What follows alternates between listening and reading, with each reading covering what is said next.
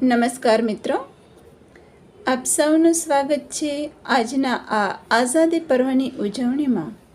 આપણે બધા જ જાણીએ છીએ કે 15મી ઓગસ્ટ એ આપણા ભારત દેશને આઝાદી મળી હતી અને આ આઝાદીમાં ભારત દેશના ઘણા વીર જવાનો શહીદ થઈ ગયા. એ વીર જવાનોને શત શત નમન.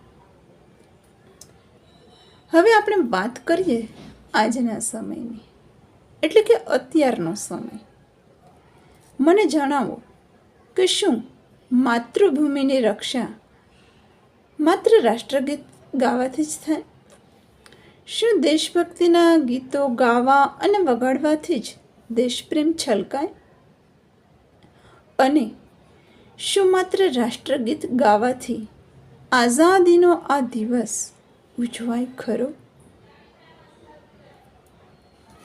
મિત્રો, જો આ બધાનો જવાબ હા હોય તો આપણે કરીએ જ છીએ, અને જો ના હોય તો વિચારો.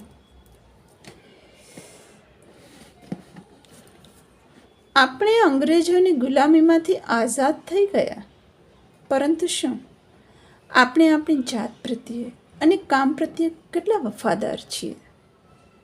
કામચોરી, ભ્રષ્ટાચાર, લાંચ, રિશ્વત વગેરે વગેરે.